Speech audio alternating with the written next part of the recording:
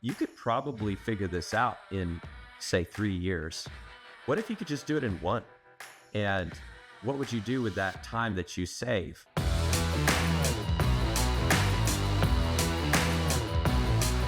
All right, welcome to the Business Growth Masterclass podcast.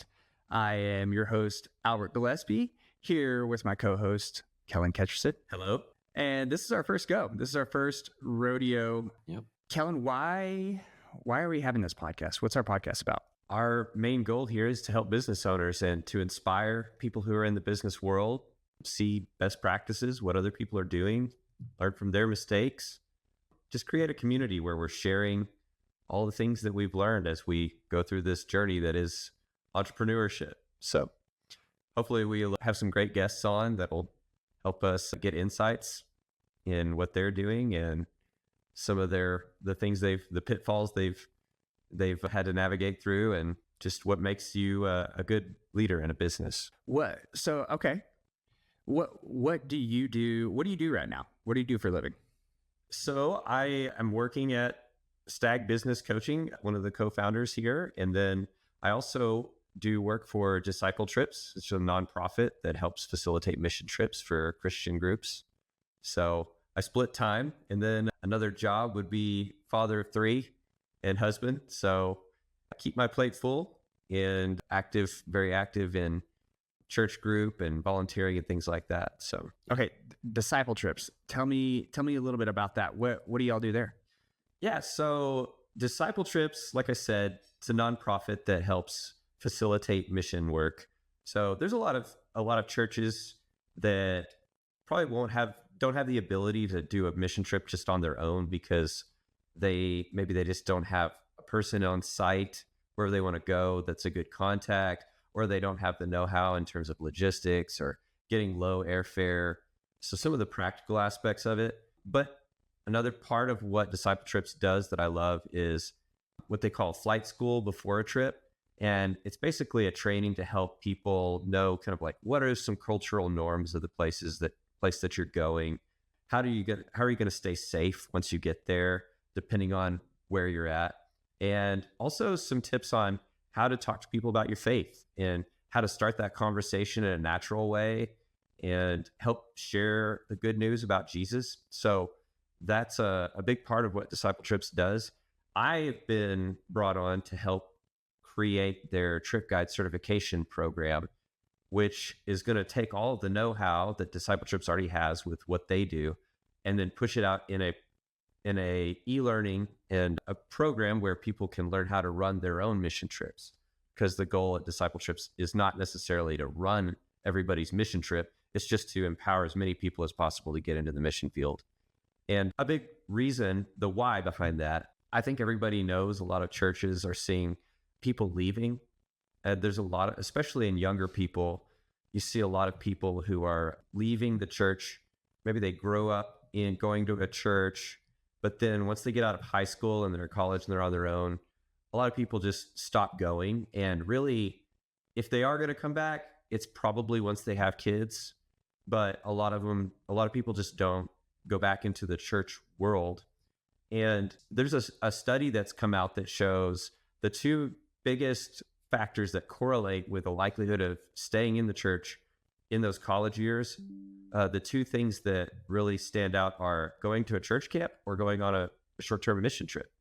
And so that's one of the things that we talk about with people who are thinking about doing a mission trip is like, this is really a great way to not just be so academic or, just in our church setting, but like get out into the real world and put acts of service and Christian love into practice. Really use that skill set and really talk to people about what you believe and work that muscle, so to speak, in a way that gets you out of your comfort zone. But then once you've done that in a mission field, you feel like, okay, I could do this. You come back home kind of on fire. And through that experience, a lot of people, I think, will have a deepening of their faith and it'll be their own. So yeah, that's Disciple Trips. So that's where I spend a lot of my time. Okay. All of that is so intentional with the kingdom and so, timely with our culture and what's happening with the church and Christianity across the US. How did you get there? Man, so I got involved with missions when I was a college student. So I think my first mission trip was in 2007 to Peru. And I went with a group. And then the next year, 2008, I went with another group. And to Peru, yeah. And so we were in Lima, and then there's a city in the north called Pura. And through that process, there was a family there in Lima that the father was a preacher, and he would just go street preaching. And they had a small church with a few young people. And I really connected with those younger people, and they loved that. And after that second trip in '08, the son of that family, he said, what if you just moved here and lived in our house and just helped us connect with younger people? And, I was like, sure, yeah, I'm going to move to Peru. But then I was wrapping up my last semester, my senior year of college for my bachelor's degree. And I wasn't married at the time. So I was pretty unattached, and I didn't really have a clear next step in the job market. So I was like, when else am I going to have an opportunity like this? So I decided to just go for it. And, I told my church and I told my family, and I think I don't think anybody believed that I was actually going to do it. But I was about a month away, and I had plane tickets, and I was going, like literally the week after I graduated and walked the stage, graduation. Then people realized, okay, he's really going to do this. So I did. Lived over there for half a year. It was going to be a full year, but I met my wife right before. So I came back early and got married. That was the start of mission work for me.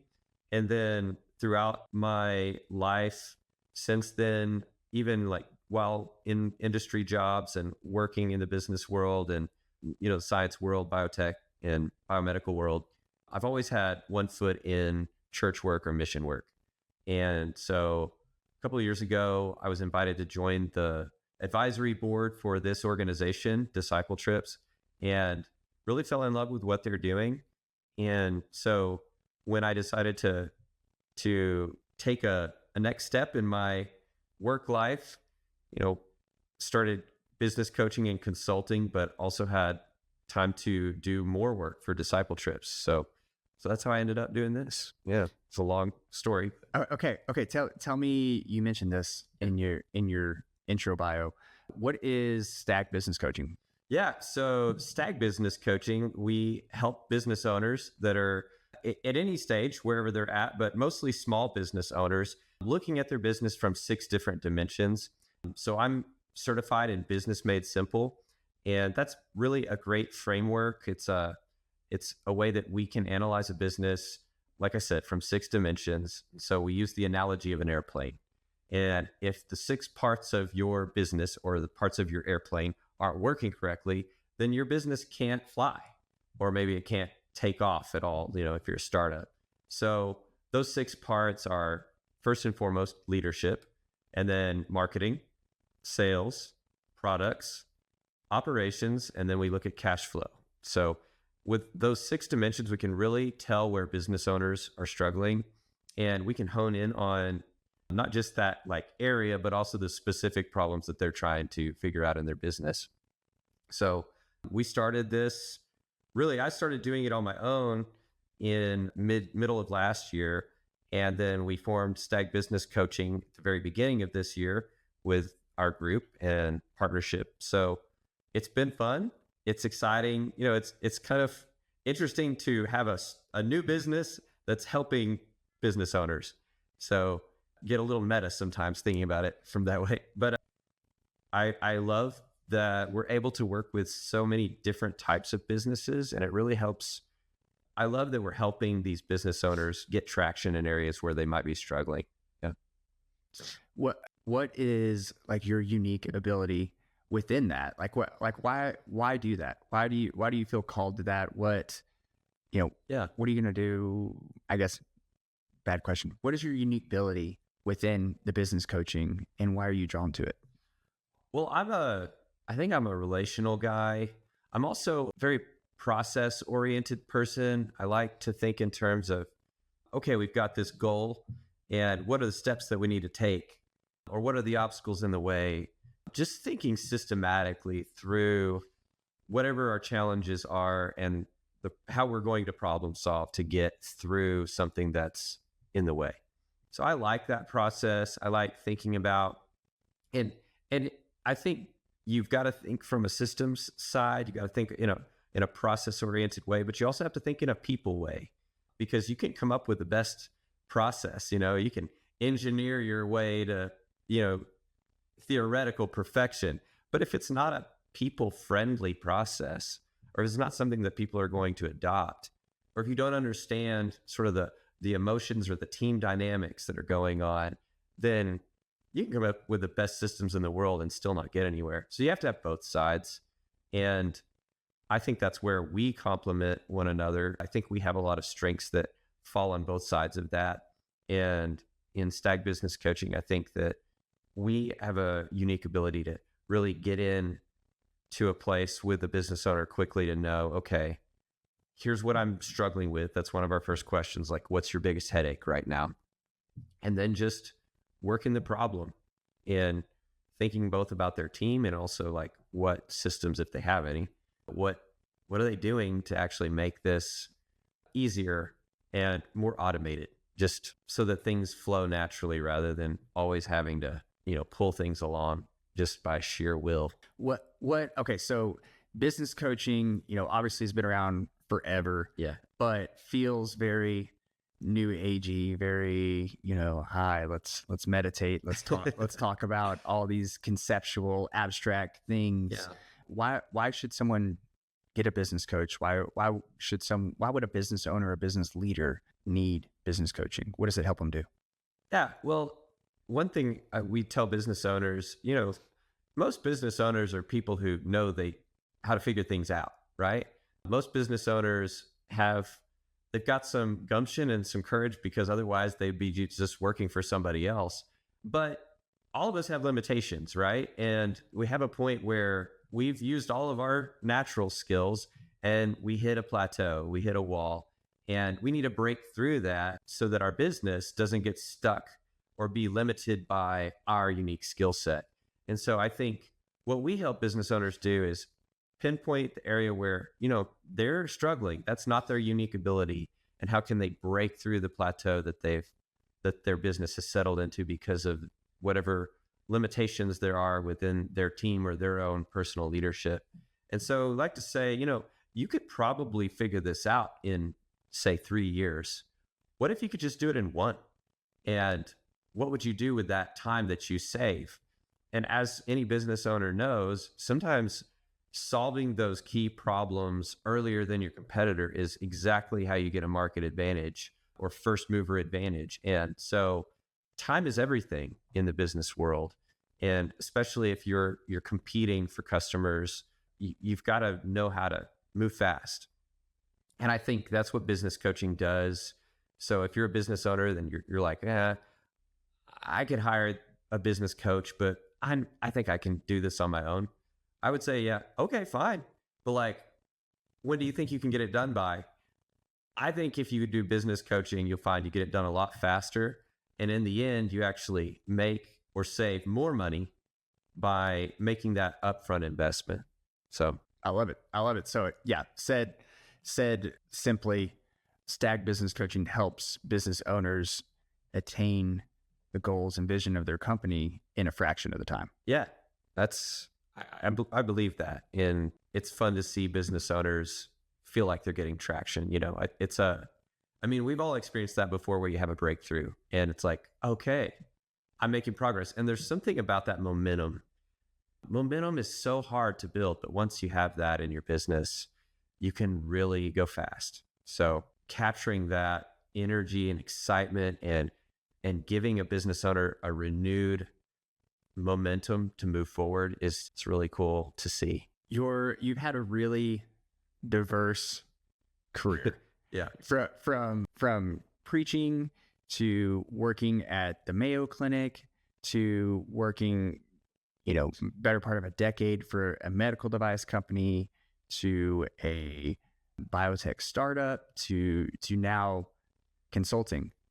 I guess looking at that, what was a pivotal point in your career where you felt like you began to see what you were truly gifted at and get results from that? Yeah. I think it's whenever I was actually able to go from being an individual contributor to having a team. So, quick story on that. So, whenever I was working for the biomedical company, I was originally hired just to run a lab by myself, just a production lab. But there was another production area that had a team of about 12 guys that were just producing this. We called it membranes, was the area. And it was basically a production line, not an assembly line, but they were fabricating a product. And the manager had just left, and I went to a director of operations when I heard about it, and he was looking for the next hire. And I was getting the work done in my production lab pretty easily. And I asked him if I could try to manage both areas. And, he gave me a chance. He said, let's try it. And so it was my first opportunity to work with a team. And talking about the relational aspect, right away, the big problem was there was kind of a us against them mindset. So the production team felt like they knew how to do things. And there were all these new ideas that were coming from leadership, specifically that director of operations. He wanted to see a leaner, like Lean Six Sigma was a big thing for him. And he wanted to see a lot of new things implemented in that work area, but it just wasn't getting adopted. So there was kind of a cancerous mindset in the group. And one of the biggest things that I had to learn in those early days were like turning around a culture. And how do you get buy-in from a group of people that feel like they know better, and the management team is disconnected from them? Like they were literally disconnected. They were in a clean room. And so there wasn't even a lot of engagement between the leadership and the where the work was getting done. So I spent a lot of time, especially in the beginning, getting into the work area and getting to know the team.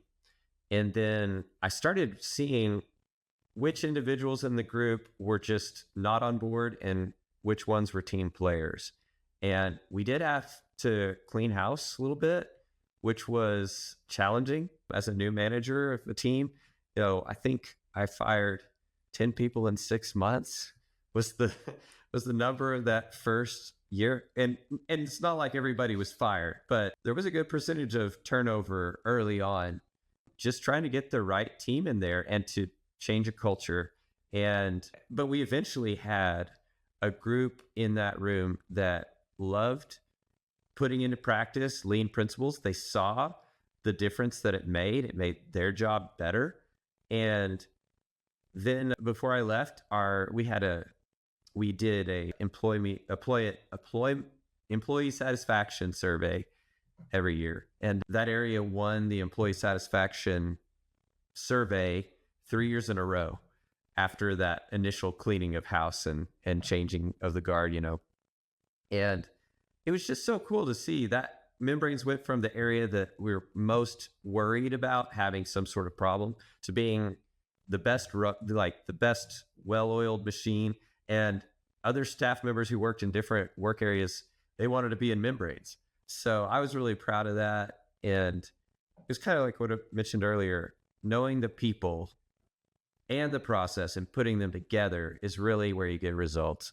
And so that was a breakthrough for me. Just going through that wasn't an easy, journey, but it really helped me see how that can work effectively. And it really was what served me well later on with the startup and now in the coaching. So that you touched on so much of what I see and admire in you is you are a fantastic teacher and builder of teams. You have that like relational gift where you can like balance empathy and making a person feel seen and heard with also, nudging them and leading them towards the overall goal. And that is like a superpower that I've admired for years. I kind of skimmed over your career. And so I wanted to give you a second just for, at a 10,000 foot view, what's kind of, the highlights of your career, and what are you most proud of career wise? Okay. Wow. Most proud. Okay. So first, just a quick, you want kind of my career journey and then what I'm most proud of? High level. Yeah. Okay. Well, I started out as a genetics nerd. That's what my master's degree is in. That's called molecular pathology, which is basically using genetics for diagnostics, people with hereditary diseases. So that's what I did at the Mayo Clinic, worked in their molecular genetics lab, and we would run the lab tests that would tell whether or not somebody had a hereditary disease. That was great. And the systems and, process part of my brain, and also just interest in genetics. And I see that as like God's creation, and there's so much beauty in that. That's why I was drawn to that. But like I said, I'm also a relational guy. So that I needed to be, eventually I knew I needed to be in a leadership role, or I wanted to be. Got to earn your stripes first, So went from Mayo to a company called Osteogenics, which is a biomedical company that we were at. And that's where I told this story about, eventually being a production manager. I spent a couple of years working in regulatory for them, which wasn't a great fit for me. It was very technical and very dry, which I can do that, and it's okay. But again, I kind of lost sight of the people side of what I do and what I like. So when I had an opportunity to jump into a new startup that was a biotech, I did it. The company was called Life. And so they had developed a new technology and a microfluidic chip to test for the efficacy of like new ingredients that could be used for food ingredient testing. It could also be used for testing of new medicines. There's a lot of applications. One of the coolest moments at that company was we had our technology sent up to the International Space Station. And so the astronauts actually Skyped with us whenever they ran our experiment. And I mean, it's a one-way Skype, so they can talk to us. If anybody wanted to send feedback to them, it had to go through a command center, I think in Colorado. So there was only one person on our team who could actually talk back with the astronaut, which I don't think they did because they had already had great instructions. But we had some great experiences at that company. I joined, I think I was the fourth or fifth guy to jump in. I was hired as the director of operations, and we grew to a team of around 30 before I left. And the company did really well over that time. I saw a ton of growth, and again, team building and all that goes with that. But again, eventually there was a point where I wanted to kind of take a leap and do something that was more something I owned, or at least co-owned. So that's led to this business coaching, which I feel like takes all the things that I have in my background and puts them together in what I'm best at, what we're best at. And so I guess I'm proudest of that. I think anybody who goes into business or takes the leap to not work for somebody else and, do something that's your own, it takes a leap of faith, it takes courage. And I am proud that we are doing this, and we are able to help business owners who have done the same thing. And so, yeah, in terms of career, I think that's probably what I would be proudest of, this recent step into business coaching. You are a humble guy. I mean, I think you understated the Nema Life journey, where, yeah, you were employee number 4, but the other 3 were essentially the founders. That, you came in, and these are my words, not yours. You came in and really ran a startup.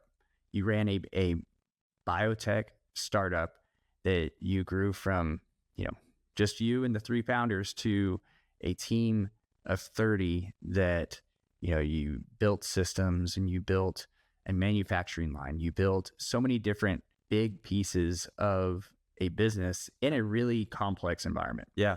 And at a biotech startup with patents and investors and, so many different pieces to that was more of like what you had been doing, what you did at the medical device company where you were building teams and helping them solve problems and move the company vision along. Yeah. That I've always admired that. You're such a good builder of teams. Well, thank you. I would say, like, one thing I'll say is, a leader is, I think that one of the things that has helped me is having great people.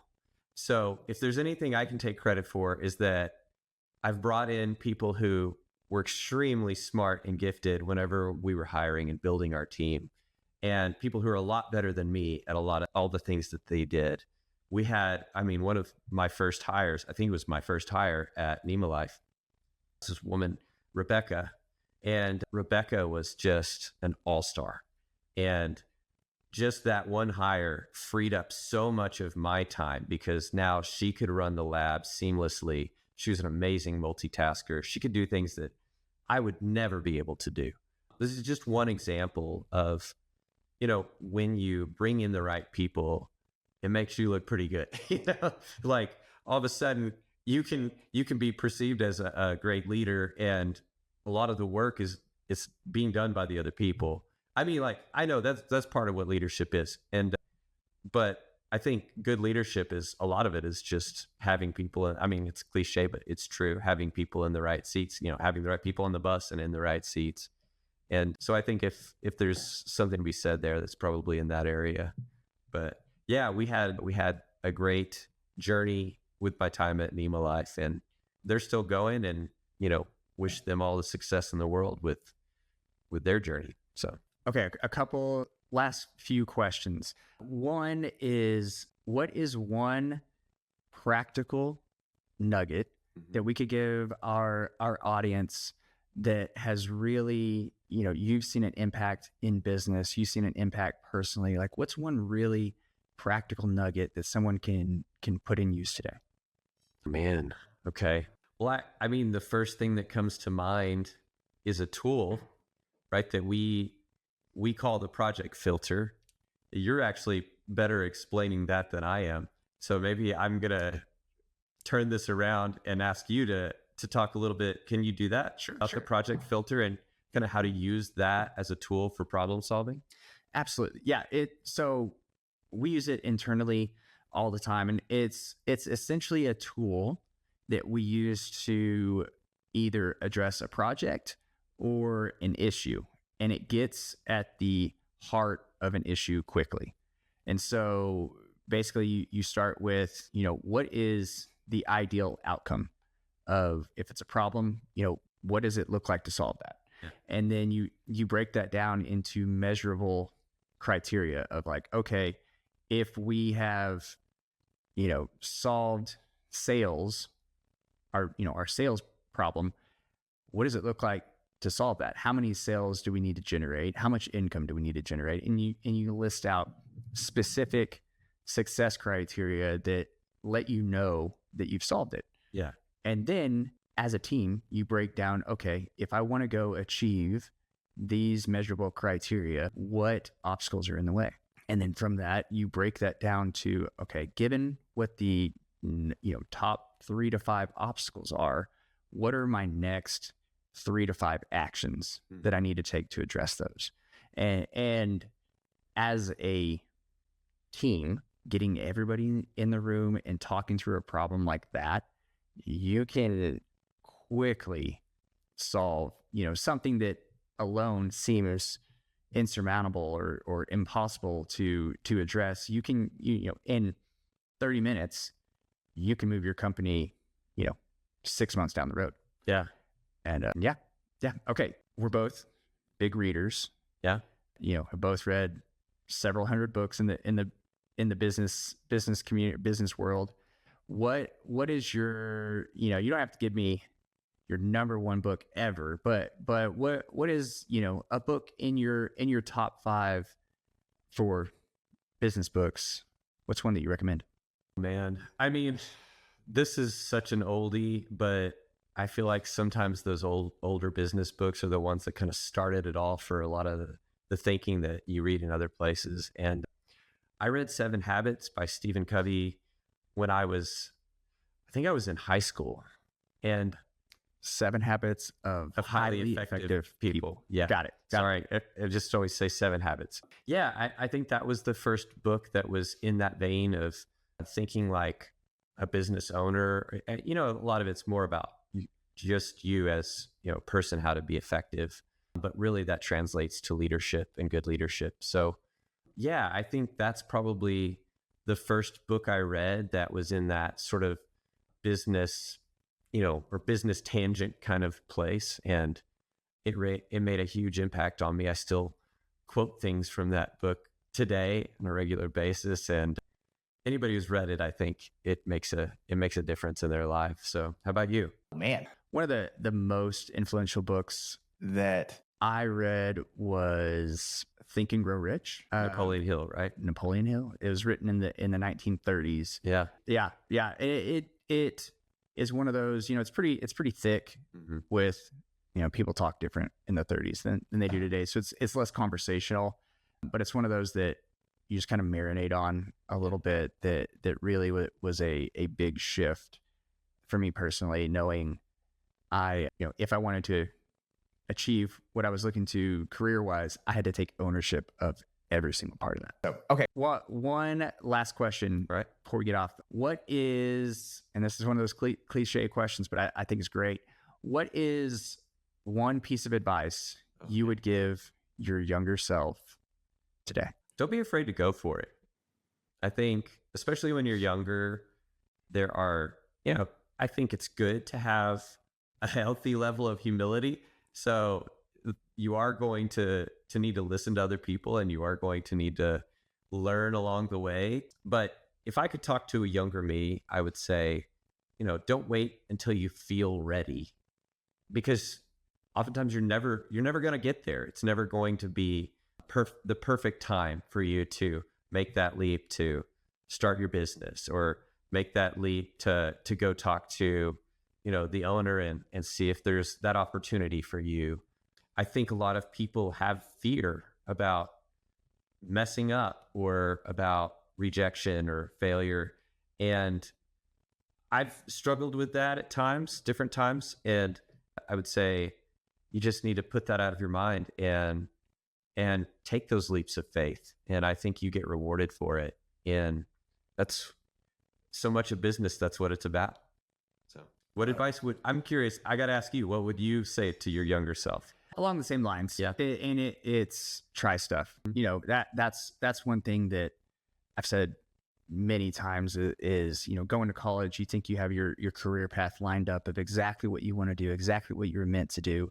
Yeah. And until you get out and try different careers, different roles within a certain career, you really learn a lot about yourself. And that's something I struggle with and will always be a journey, is just self-awareness and knowing, you know, what am I good at? What gifts do I have to give the world? What gifts do I have to build the kingdom? Yeah. And so I would just, you know, try stuff, try different careers, fail, keep moving. All right. Yeah. Okay. We're out of time. Okay. This has been fun. This is our first rodeo. We're gonna get better and better at this, and I'm really excited to start this journey with you and get to know some people and different leaders that we know and love and admire.